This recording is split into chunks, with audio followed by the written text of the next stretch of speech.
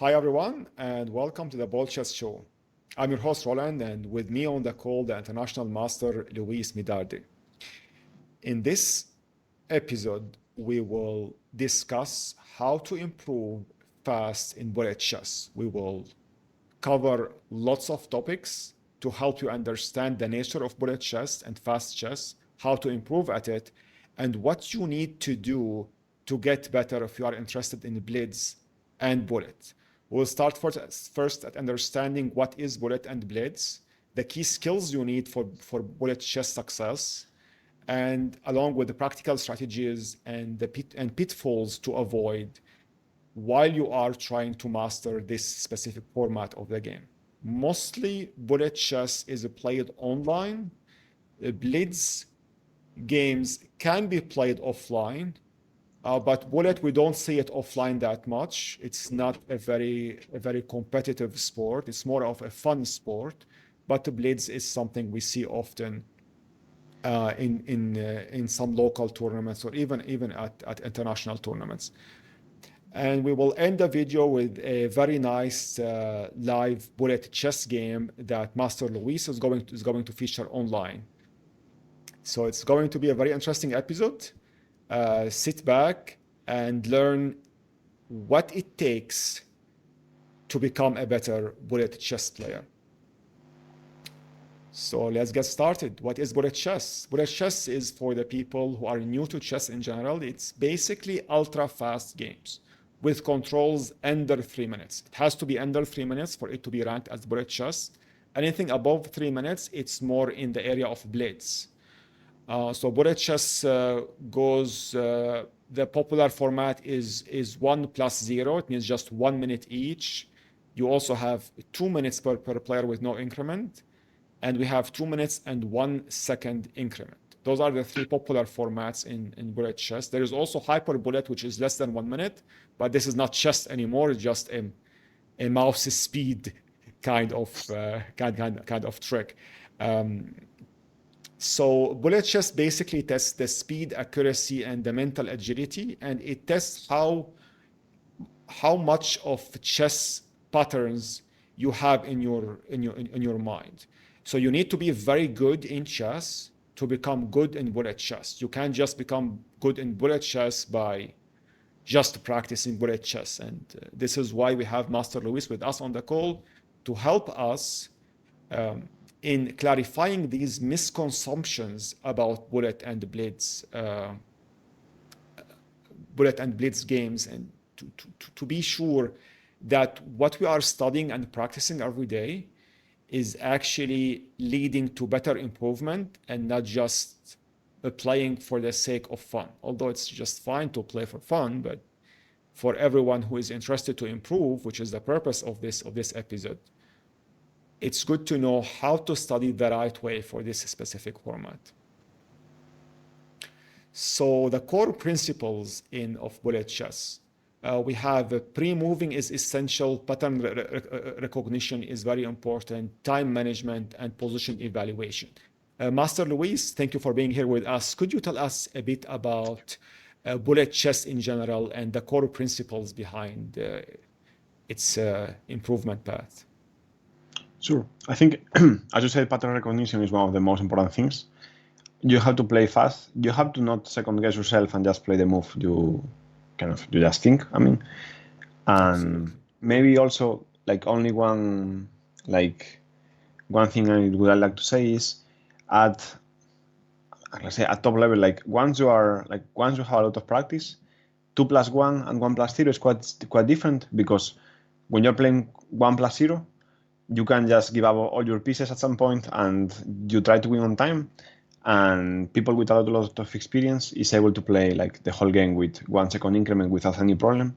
So if you're playing with increment, remember to not give all your pieces up if your opponent is decent or your opponent is already an experienced player, because with 1 second people are able to play whole games. I think the most important thing, as you were saying, is pattern recognition, because you don't have time to calculate, 5-10 move sequence. You just play on your intuition and the typical things, it's always good to be ahead on the clock. Like this is a big advantage because if not, at some point your opponent just like plays around and well, you lose some time, Absolutely. and you don't have to like think deeper. Just like you try to serve yourself, you play the moves you think about. You don't worry too much about being lost, being winning. Okay, game will probably change at some point. So yeah, just play. I mean, Right, right. That's totally on point. and Um, maybe about pre-moves that I forgot. Um, I usually pre-move basically, I'll say in every move, but I pre-move. Let's say, for example, if he captures a piece, I know I'll recapture. So until you are very, very low on time, use the pre-move a lot, but use it only when your pre-move is safe. Like this is a skill that you develop by practice, but right now I pre-move almost every move, but my pre-moves are safe. It's only if he takes my piece, I know I take back, so I pre-move that one. But I don't pre-move a random move because I know what my opponent is going to play, so that's too risky until I have just very few seconds in the clock. So then I have to pre-move even if it's very risky. Absolutely. I have seen this as well in some of my own old bullet chess games, is that sometimes low rated players they play a completely wrong move, expecting you to pre-move in this specific position in order for them to get a massive advantage later on. Like Yes. they can sacrifice their queen, but they know that in this position you would have it's logical for you to pre-move the previous in the previous move. And so by pushing, for example, their queen towards the king of the opponent, they can get a very good position if the opponent was pre-moving instantly. So this is something that low-rated players usually try to do, but the more we approach 2000s of rating in chess, the less we see this happening. They would like more to play much more complex games. They have more of positional depth. So it also depends on the rating of the players. At the highest level, we don't see these cheap tricks anymore. At the low levels, we see lots of those cheap tricks that are trying to make this kind of very fast win by playing the wrong moves. But this is not the right approach in bullet chess. If you want to become better, you have to play better chess. Don't Yeah. chase these quick hacks about how to flag your opponents and how to, try to trick him in at an instant where you would expect him to pre-move. Because some bullet chess players, they don't pre-move at all. Just believe it or not, they just play very fast without pre-moving. And if any trick like this would instantly result in a complete losing position for you. Speaking of openings, this is a very important topic. We see students searching for these online as well, and we get questions on these as well, like what openings would actually perform well in the Blitz and bullet chess. And usually, the general advice is to focus on openings that you already know very well, that you are comfortable with. Different players have different styles.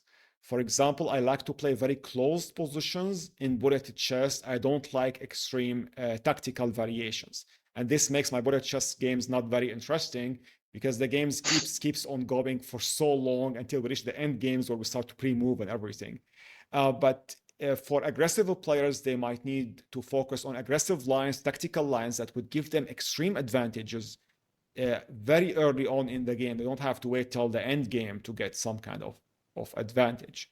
Like with some players who prefer more positional setups, perhaps. So ultimately, they need to be comfortable with the style of play. When they are low rated, they have to avoid complex theoretical variations. When the higher the rating goes, the more they can go towards more complex theoretical variations, of course. And the first 7 moves in every opening is very important. And they have to practice the same openings repeatedly to become very good at them. My personal two favorite openings for blades are the London system and the Caro-Kann defense. These two gives me a very good start in the game, and then I would be able to play very fast, maybe to in the middle till the end game. But this is because I'm less aggressive player and more conservative, in the way. Like Master Luis, that is with us today, he is more aggressive, is more tactical. What do you think, Luis, on this? What is your take on this topic, and what openings do you like to? I mean, usually I play some like similar repertoire to my classical one, but because I know it very well, not exactly like the same lines, but my main advice is play always the same. This is gonna sound kind of ridiculous, but analyze your games even if they are bullet, but mainly the openings, because there will be a lot of tricks that like you will know and your opponents will fall for them repeatedly and like understand the patterns. Probably there is no need to analyze the end game that you play when you had like 2 seconds and your opponent had like 1.5. But the first moves you have to know them. I think something like the London, for example, is a good choice. Like something that is more like schematical, or you can always play the same kind of moves. That it's like very deep theory, but it depends a bit on the person and the level. But my main advice is play always the same, like master that opening, and analyze your bullet games, especially the opening, and you try to improve from there.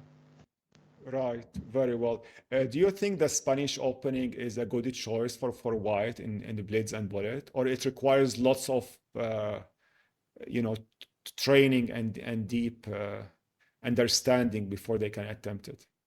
I think it depends, because maybe somebody that has been played the Spanish opening for 20 years, he Right, always like feels the positions, but in general, it's not like it would not be my first first choice. like first choice. Yeah, actually, I just realized it. I don't play it, for example, in bullet. However, I played in classical. I think in bullet something more.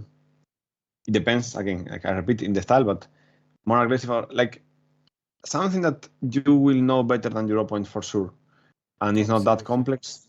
Probably is a good starting point.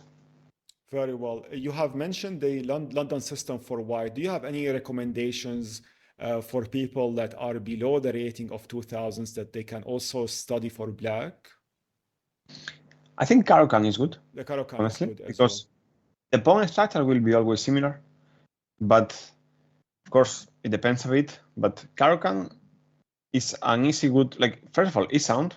That's also good, and second, like the pawn structures are usually very similar. So I think it's a good choice.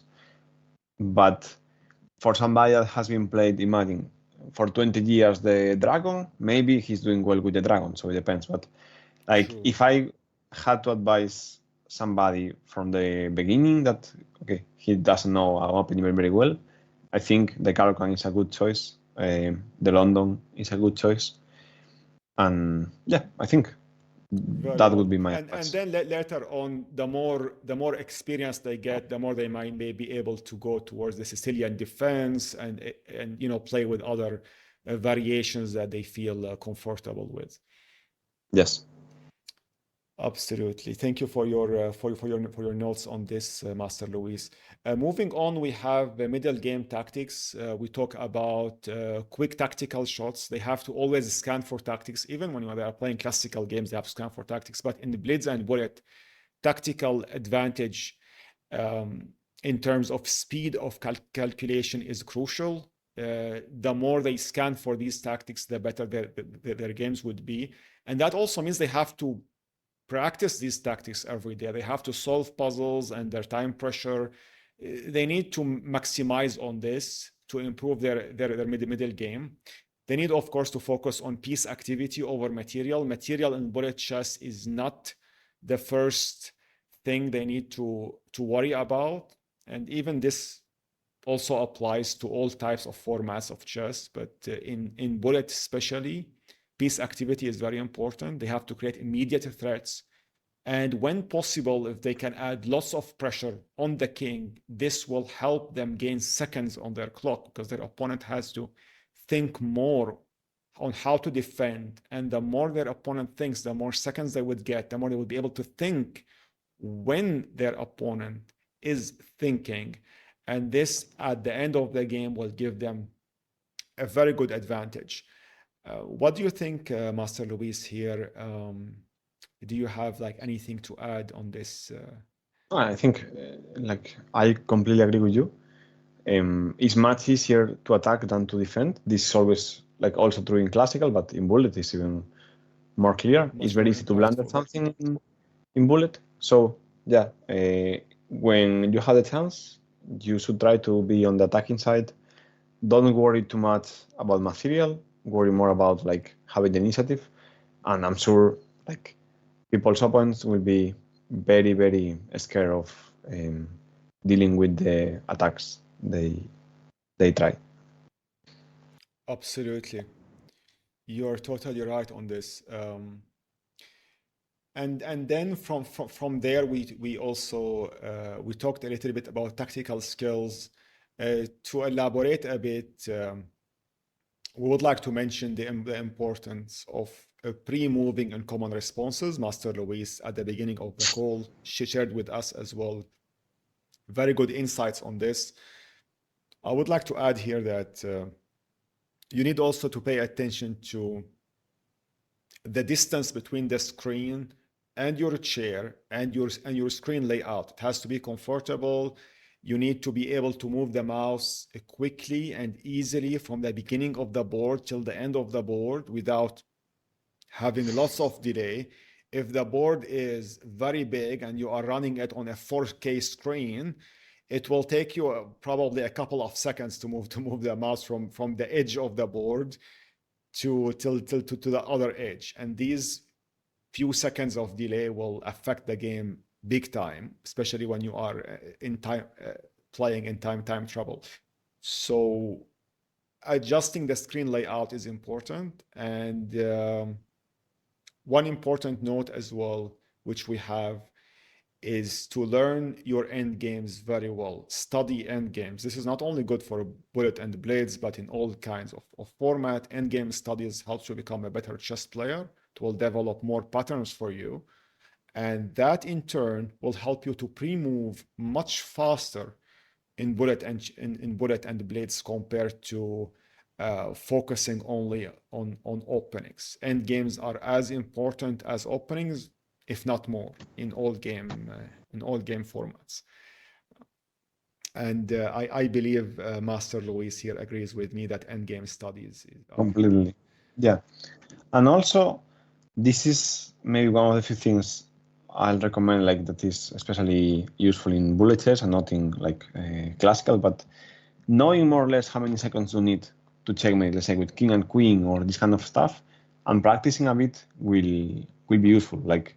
Of course, also real end games, theoretical ones or the games where that you really have to study, but knowing how to checkmate, when you are queen up or two queens up very, very quick, it's helpful because sometimes the games are decided by fractions of seconds.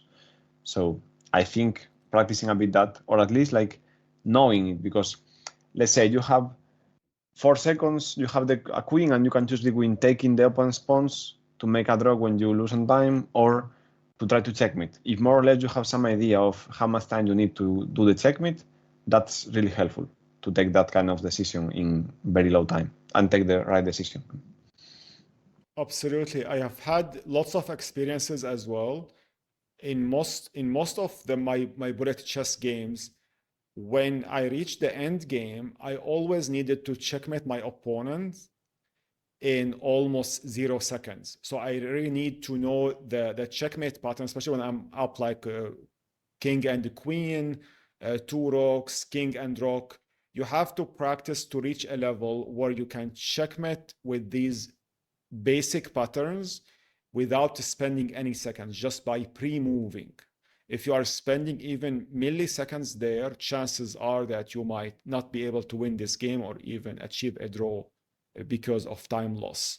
I've had this in so many games that I've played in the past in fast chess where I needed to checkmate the king without thinking at all, or else the whole game is gone. Uh, that's because by the time the player ends in that specific position, he's already very low on time. He would need Yeah. to react extremely quickly. And here we arrive to time management. So always keep a time buffer. Make sure you recaptures instantly when the position dictates recapturing.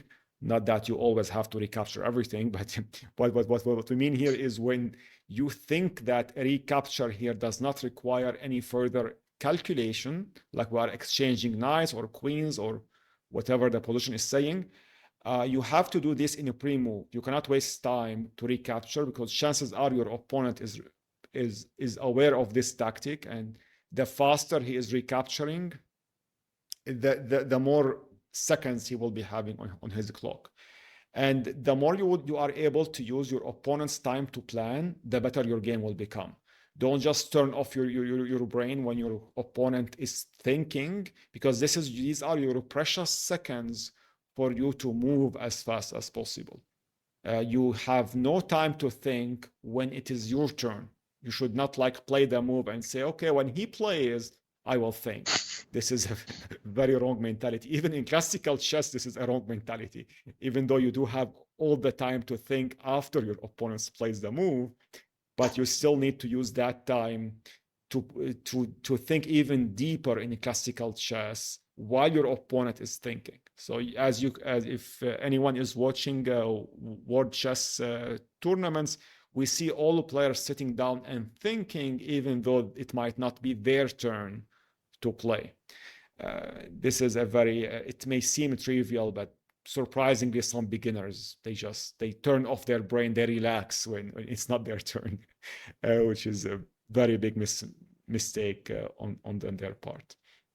And of course, if you can play faster when you are ahead of on time, this will give you even a bigger advantage. Not like if you have more seconds on your clock, you can waste more time on the board. You need to keep the pressure as long as possible in order to maximize that advantage at the end of the game.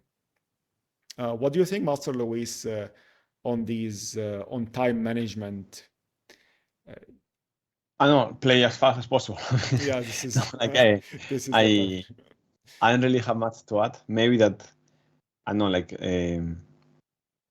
identify, but this comes as like subconsciously at some point, like identify 1-2 critical moments where you can spend like 3 seconds maybe, but in general you have to move instantly almost and instantly. just like play by your intuition. I'm talking mainly about 1+0 that I think is the most popular. Right. Maybe okay, one of like some of the things I'm saying, if you think about I don't know 2+0, maybe you can okay think just for a few seconds if the position is important, but in general in 1+0 I try to just move instantly always. Absolutely. Moving on, this is the important section of our episode, is how to train for bullet and blitz. And one of the biggest misconception we have when we talk about training and improvement is many players think to become better in bullet and blitz, they have only to play bullet and blitz. This is a big misconception. You need to become better chess player first and foremost, and then becoming better in bullet and blitz become as an extra reward for you. It's not something that you only need to play bullet and blitz. It's good to practice bullet and blitz, but these are not the only two formats you have to experiment. You have to play rapid, you have to play classical. You need to learn how to think deeply in a position to develop these patterns. Otherwise, you cannot have these patterns instantly come to you under time pressure. Think of it this way: if you have lots of time and you can't come up with a plan, how are you expecting to come up with a plan if you don't have time? So that's the logic that you need to have. So people who like to improve in bullet, they need to become good in rapid and classic. And as you can see from all chess online forums and websites, all the people that are very good in bullet are overall very good classical players. And as might the audience know, Master Luis here with us, he's a very good bullet chess player, but he didn't become good in bullet chess by just playing bullet chess. He is an international master at a classical chess, and that's what made him Yeah. very good in bullet. This is something very important to mention here. And for training, tactical puzzles with time pressure help, but it's good to try with variations of puzzle training, not just with time pressure. With time pressure and without time pressure, give yourself time to think. At the same time, try with time pressure as well. Repeat the same puzzles, develop these pattern recognitions, and the more training you do every day, the better you would get. We talked about end games and how important they are, and of course, Master Luis's best advice that we have seen it in many of our videos is he always advised all his students to review their games, whether it is Bullet, Blitz, or whatever the format that they are playing. Reviewing is extremely important. How many puzzles do you think Master Luis, an aspiring player, is recommended to solve every day? I mean, it depends on the kind of puzzle, but I solve like easily. Like even now that I'm mainly training, like okay, I mean mainly coaching, not training for myself. I solve easily like 50 easy puzzles a day or something like that. Impressive. And it depends on the like level of like how difficult the puzzles are. But it's important to be like in constant like training, and like you try to do it every day. And something I wanted to like emphasize is being a better classical player really helps to play better Bullet. For example, I mean, I don't advise my students to play Bullet that much, but sometimes they do just for fun. And many times, students that don't play Bullet so often have told me, by the way, I played Bullet the other day. I know, like I was like bored, so I played, and it was funny because I hadn't played Bullet in 2 years, and suddenly I got 200 points. And I tell them, of course, like you have improved a lot in classical, and they tell me, yes, but I mean, I haven't played Bullet in 2 years. Yes, but you have improved your chess. And suddenly they play after 2 years, no practice, no, like no pre-moving skills have improved, and suddenly they just get 200 points out of nowhere. So being a really good classical chess player is the best advice to like be good at Bullet. Of course, okay, pre-moving skills helps, or having a good mouse, being very quick, but first of all, you have to like at the end of the day, you have to be like good at chess. I mean, it's the same game. Absolutely. Yeah, I mean, and if you are very low on time and you are like busy adult and you don't have time to do classical games, just to play rapid games can also be Sure. very helpful, and it might be more suitable for players who cannot sit down for 2 hours chess game every day. But rapid is very achievable, and once they get better in rapid, they may be able occasionally, maybe on weekends, if they like to play classical, they can also do so. And as you said, Luis, solving puzzles as much as they can. But the key point here to emphasize is they need to be consistent. Like don't say to yourself that you have to solve 50 puzzles every day if you can't do it. Start with number that you are comfortable with. Maybe 15 to 20 is a logical start. Sure. If you can't 15, start with 10 or 5, even as low as 5. Once you get that teeny habit under your belt, then you can upgrade the number of puzzles depending on how much time and dedication you can put into this game. Next, we have the mental approach. This is also important to emphasize that how they need to stay calm under time pressure, manage their emotions, accept that blunders will always happen, focusing on the next move, not on the mistakes that you did. The mistakes that you did, you analyze them after the game, not in the game. You don't go back and check how you could have played better while the game is developing. And you need always to be in a flow state of mindset. You have to keep on the game going and not worry about any mistakes. Just focus on playing the best move in the current position. This is a very good practice. Isolate your emotions from the game play very objectively in a very solid way, this would really give you very good points. And never feel offended or never tilt after losses. You will have lots of losses because it's a very fast format. Lots of mistakes happen. You need just to embrace the process and enjoy the game itself. This is very important to mention for everyone. And last but not least, we have the most common mistakes to avoid. We talked about some of them in this video already, how they should not overthink simple positions. They should practice on few openings instead of playing so many different openings. Material is not very important. Piece activity is more important than material. Piece development is crucial in any kind of chess game format. And as how Master Luis just told us, playing only bullet chess is a big mistake, and many of his students, in fact, improved in bullet by playing classical and rapid games. This is just to show how effective this technique is.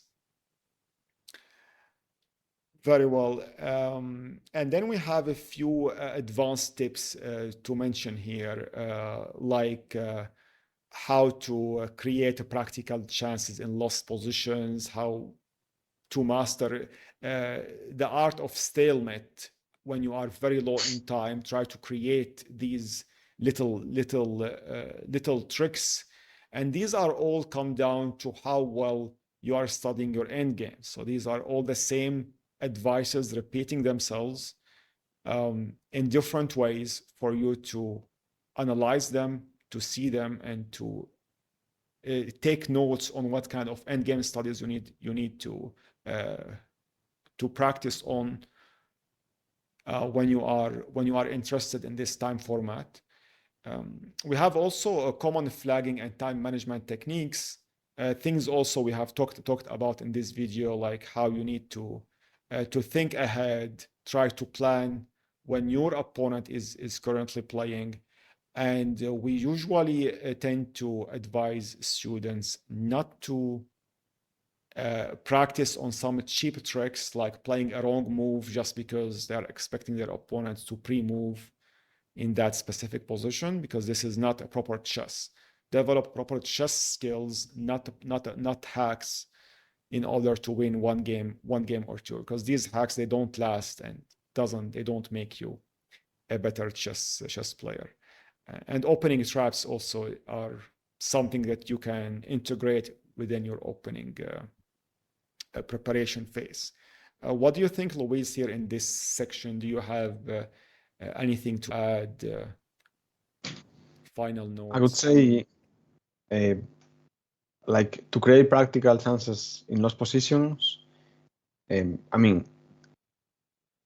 like being good at tactics, but mainly activity over material. You are rook down, okay, try to attack his king, try to, I know, get some pass pawns and start pushing them, you know.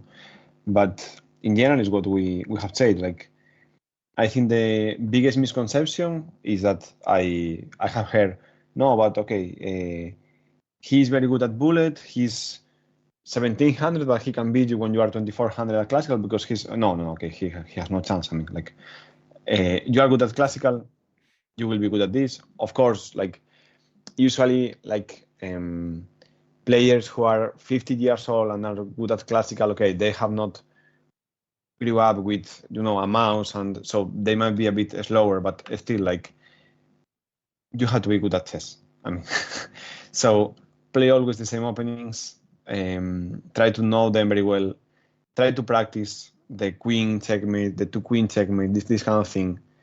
Play very, very active, and things go well. That would be my summary. So true. These are the top points and takeaways to take out. To make a quick summary here,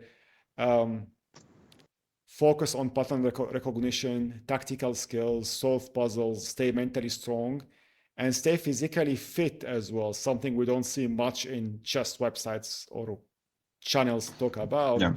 But physically exercising, not exercising on the chessboard. We're talking about sports here, going outside, get some sunlight, these things really help you physically and mentally, and to become even a better chess player and to get even more of stability and balance in your life, to be able to practice chess more consistently. So consistent practice is the key here. This is the fastest way to improve in bullet chess. Develop a daily plan that is achievable, that suits your daily lifestyle. We're not asking you to solve 100 puzzles every day, but start with something little, maybe 10 puzzles every day. Play a few games.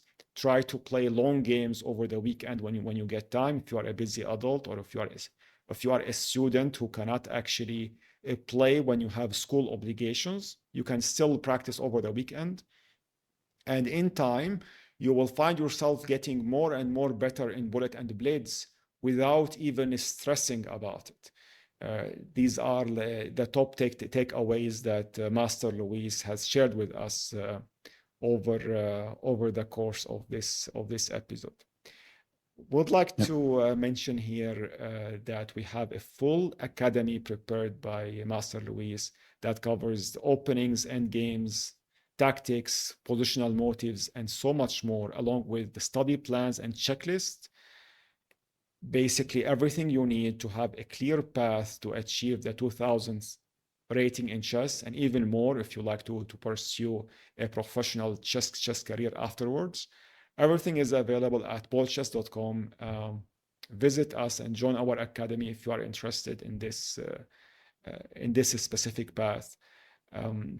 We have put so much work into this academy, and we believe it will help all students of all levels up to the 2000s rating. Very well, having said that, let's see Master Luis playing live bullet chess in action, and to connect all the pieces and see how this format works, and see how a master think live in these games. Okay, go ahead. I play e4. I'm already winning. I'm white. He has no chances. I know this more or less. Okay, I know this. I think I'm better. I'm trying to comment while playing what I'm not used to, but okay. I think here we are doing well. We'll try to attack, to play active. Let's hit his queen. Let's attack something there. Bring pieces to attack somehow. I'll try to bring the rook. Okay, he brings pieces. He's annoying. Okay, I'll push this pawn to see what happens. I don't care much about playing well here. Oh, I blundered a pawn. As I said, I don't care. I blundered everything here. I'm playing really badly. I cannot play while talking. Okay, but as we said, we don't care. We just need to make practical chances, and yes, I'll somehow try to bring pieces there, although I'm playing really badly this game. But game is still starting. We never know. Okay, let's bring the rook to attack. It's good to mention that Luis is up on time here, so we I defend, I attack. Advantage. Attack the queen, keep that file in check. Yes. Very well. Don't trade queens as we are material down. Okay, I think we can take here. Oh, I thought I had blundered it. I'm not. Good.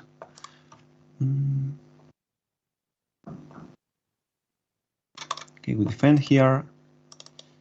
I think I'm doing well now. I mean, well to to bullet game. Your opponent is not very good in rapid and blitz, so he is basically he's very good in bullet, but not really in other formats. And whoa, I won. He resigned. Yes, I checkmated him. Okay, at first I played super badly because I am not used to talk while playing bullet, but at least I managed to implement some of the advices we gave. You realize I didn't care about the material. When I realized that I was losing an exchange, I didn't think too much. I just kept things going. I tried to bring pieces to attack. I kept the activity. I didn't trade queens because I was material down, and somehow I was time on the clock. I was playing active. I was attacking him, so I won. That's very nice. Very nice game.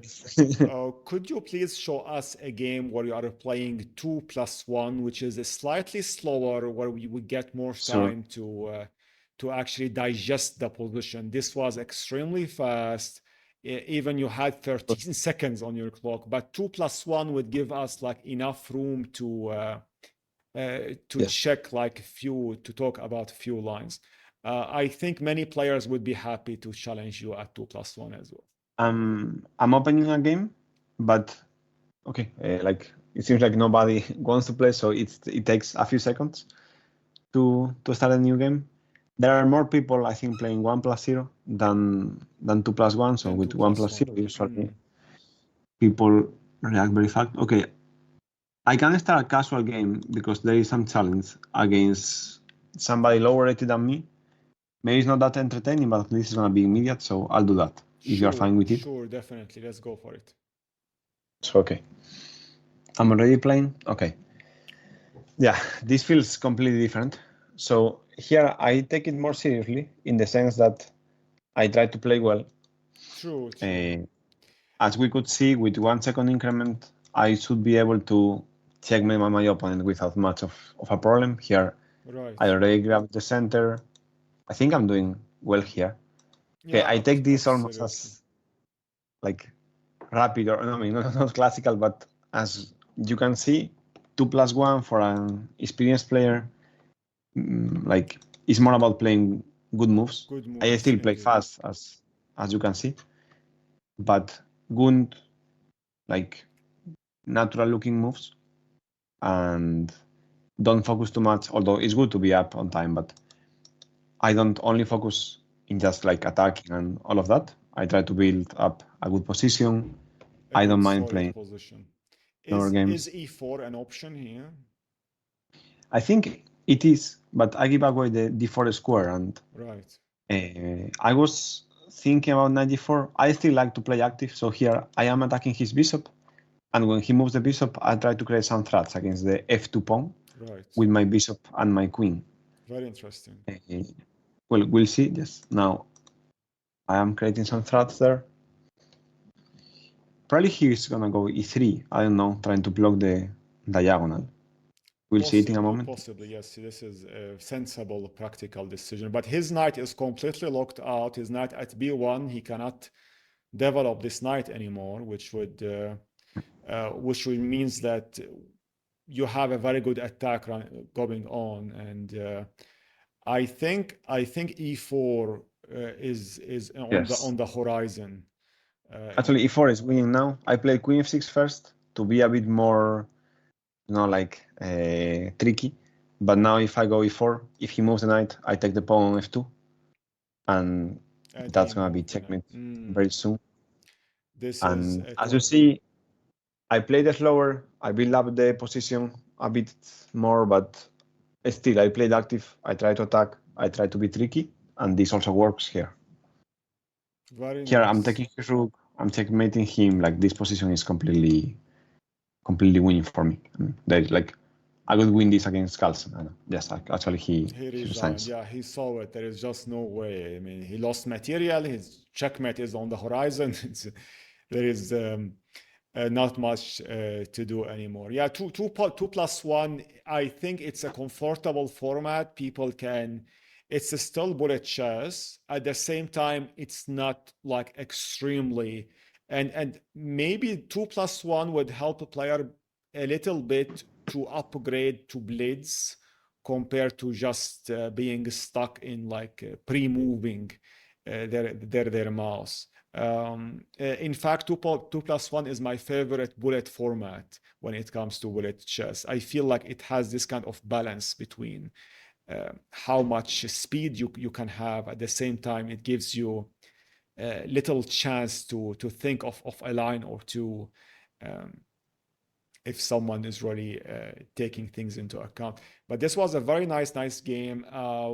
We will run like a quick analysis on it to see like how it went. Well, I'm sure I made some mistakes, but it's okay. Like I think you played extremely well here. There are not much of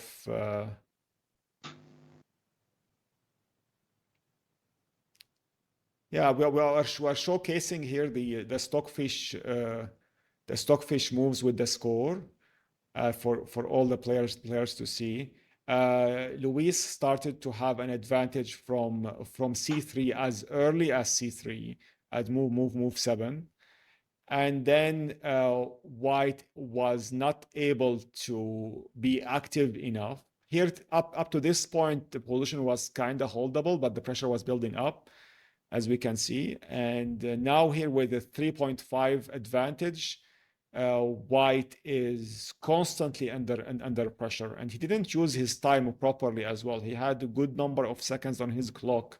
He was playing extremely fast for what it is. Here, Stockfish is recommending the pawn instantly. We talked about this move as well while the game is live, and this was the killing move in this position later on. Here, the best move to keep the game running was to sacrifice the knight. And then we follow up with the queen to e4. But this does not save the game. Black is still winning. It's such an interesting queen's pawn game. Very nice demonstration of skills, Master Luis. It was an amazing match.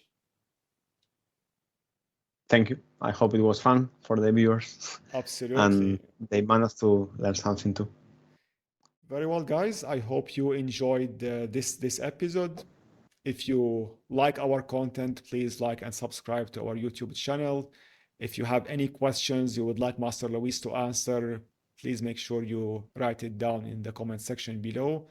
And last but not least, make sure to check our chess tactics crash course completely for free on YouTube, which will give you all the tactical skills and tactical motives that you need to be aware of to play better, not only bullet chess, but even classical and the blitz and rapid in all formats and time controls. Tactics are the heart of chess, and as many say that a tactical player who recognizes the patterns is always going to get a better advantage on board. Master Luis, it's always great to have you here with us. My pleasure. On these calls. Thank you for being here, and we hope to see you very soon next week. Yeah, see you soon. All the best. Bye. See you soon.